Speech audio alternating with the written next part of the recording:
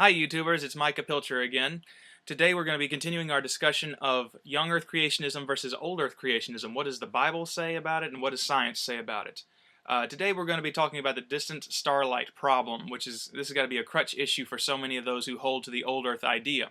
The idea, for those of you who haven't heard it, is the fact that when you, of course, you look out, you see stars, and the starlight is coming from stars that are, in some cases, millions or billions of light years away. And of course, a light year is the distance that light will travel in the course of a year. So we're talking about an unimaginable distance that these stars are sending their light from. And this is supposedly proof that the universe is old. But this postulation, which sounds good on the surface, has some fundamentally flawed assumptions. First of all is that the speed of light is a constant. There are many, many physicists, even secular ones, who are, I should say especially secular ones, who are doubting it. There is an innumerable amount of evidence to show that the speed of light is decreasing steadily over time, which shouldn't be surprising because everything else in nature slows down or tends toward chaos. As we call this the law of entropy. It's one of the most, or second law of thermodynamics. It's one of the most well-proven scientific laws ever passed. Well, I'll give you an example.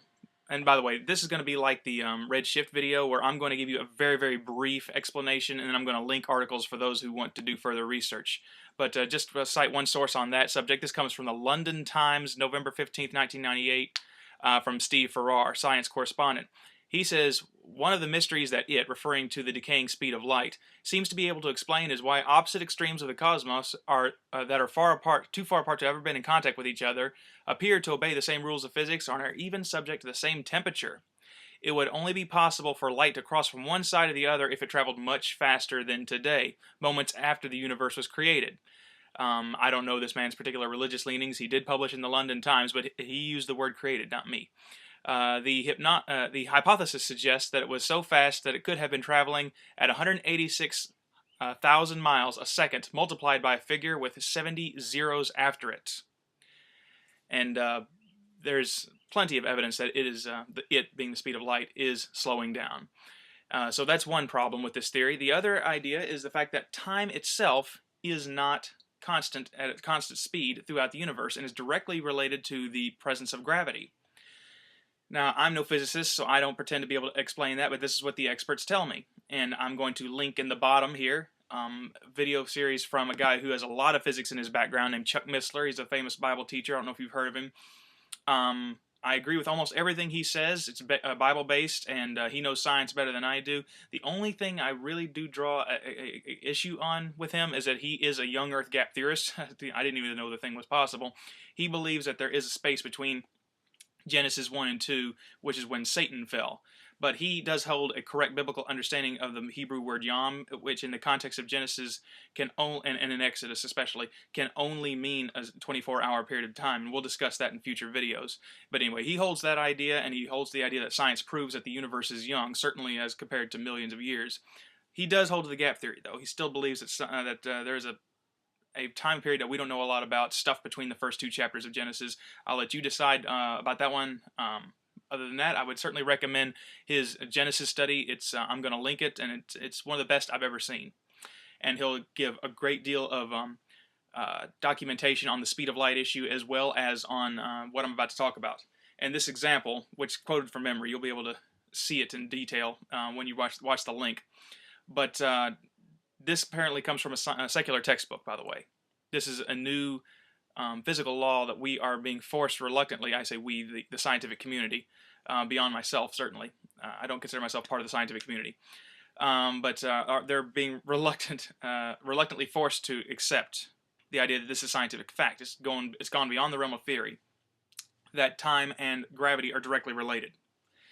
And the example they use is that you have two twins. Twin 1, Twin 2, they're 20 years old, and they go to a space station, or to a launch pad, and one of them, Twin 2 we'll say, gets on board this spaceship, which is a futuristic spaceship and has the ability to go just short of the standard accepted speed of light, 99.999 whatever percent of the speed of light.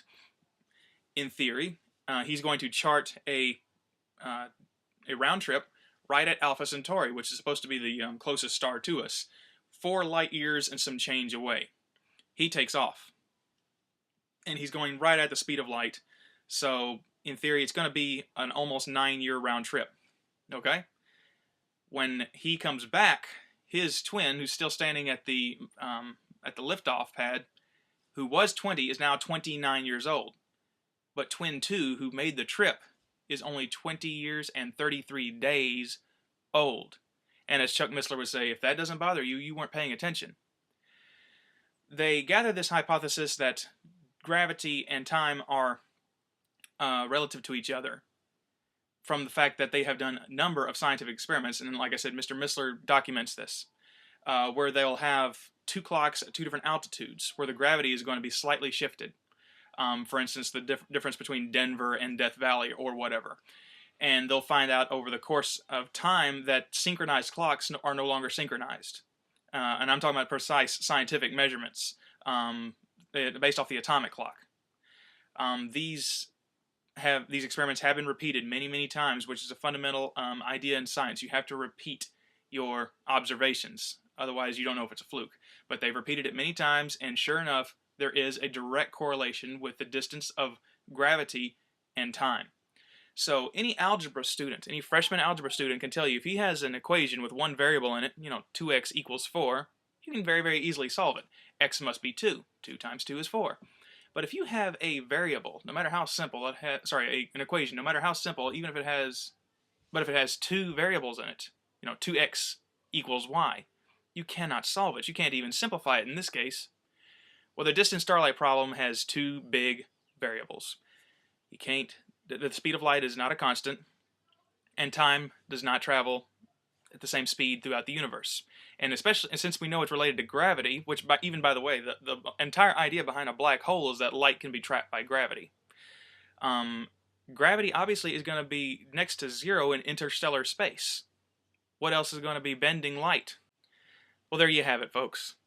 Remember, if you put the Bible before science, you will always arrive at truth. Jesus said, I am the way, the truth, and the life. No man cometh unto the Father but by me. Science is nothing but man's ability to observe and collect information using one or more of his 5 senses and the technology he uses to aid them. And is therefore subject to man's bias, to his sin nature, to his human flaws, to the fact that he sometimes doesn't observe correctly and doesn't record correctly. And then there is science and scientists, okay? They're very, very different creatures. So don't put the opinions of scientists before what the clear revelation of Jesus Christ is in our Bible. Remembering, of course, that the Word was made flesh and dwelt among us. So the correlation there is very, very direct. I'm going to leave you with one other thing today. One of my favorite verses in the Bible. Not quite related to our topic, but just this is my joyful word to leave you with. Philippians 1:6 says, being confident of this very thing, that he which hath begun a good work in you will perform it until the day of Jesus Christ. I have to rely on that verse so often every day, just to remember that I'm imperfect. I'm imperfect, and God is still working on me, and he's still working on you. But don't lose hope. He will perform it till the day of Jesus Christ. All right, well, on that note, you have a good day, and I apologize if my camera's been wobbling a bit. It's sitting on my mattress, and so every time I move, it bumps and moves a little bit, so sorry. Anyhow, but you folks have a good day. God bless, and look forward to talking to you again in the future. Have a good day.